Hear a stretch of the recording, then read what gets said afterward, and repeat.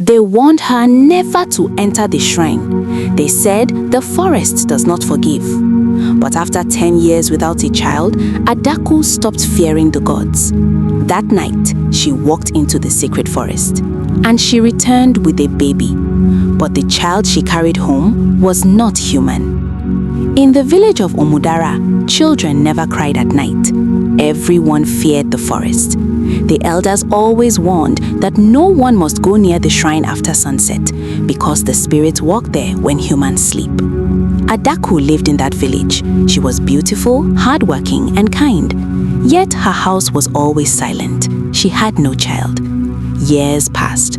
Her friends carried babies on their backs. Children ran around their compounds laughing. But every morning Adaku woke up to empty arms, and every night she cried herself to sleep. Soon the whispers began. Some women said she offended the gods. Others said she was cursed. Even her husband Obina slowly grew cold toward her. His family mocked her openly. One evening, after another insult, Adaku sat alone in the dark and said to herself, "I don't care what it costs. I must become a mother." That decision became the beginning of her nightmare. At the edge of Umudara stood a thick forest. Inside it was the ancient shrine of Alanne, the earth goddess. Nobody entered there at night. Strange things happened there. Drums were heard without drummers, footsteps without people, and sometimes a baby crying when no child was present. One midnight, Adaku wrapped a black cloth around her body and left her house quietly. Her hands trembled and her heart beat loudly, but her desperation was stronger than her fear. She entered the forest. The wind suddenly stopped. The crickets went silent. Even the leaves refused to move. After walking for a long time, she reached the shrine. Then she heard it, a baby crying.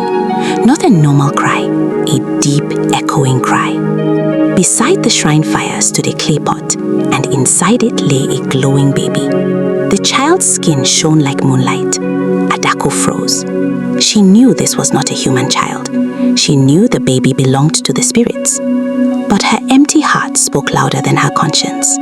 Slowly, she carried the baby and ran out of the shrine. The moment she stepped away, the shrine fire went out instantly. The next morning, the village woke to shocking news. Adaku had a baby. People were confused.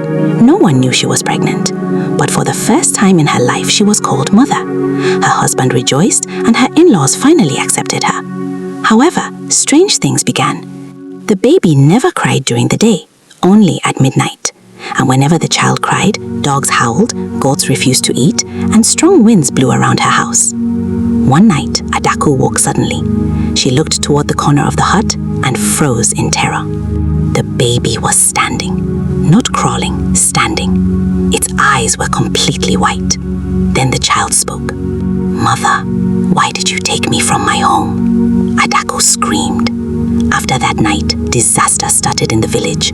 Crops dried up, wells became muddy, chickens died mysteriously. The elders called the chief priest. The moment the priest entered Adaku's compound, he fell to the ground and whispered, "You have brought a spirit child into this village." Adaku confessed everything. The priest told her the earth goddess was angry and that before the next full moon she must return the child or the entire village would suffer. Adaku refused. She had finally become a mother and could not let the child go. But that same night, the child disappeared from her back. Her door opened by itself. Footsteps walked out of the compound. Trembling, Adaku followed into the forest. She reached the shrine again. The fire was burning once more. The child stood beside a tall woman formed from dust, leaves, and tree roots, the earth goddess. The child looked at Adaku and smiled sadly. "You loved me, but I was never yours." The goddess spoke gently. "Motherhood cannot be stolen. It is given." Adaku fell to the ground crying and begged for forgiveness. She said she only wanted to stop the shame and be called a mother. The goddess replied, "Your pain touched the spirits, but your actions angered them." The child slowly walked back into the clay pot and turned into light. Adaku fainted. She woke the next morning alone in the forest.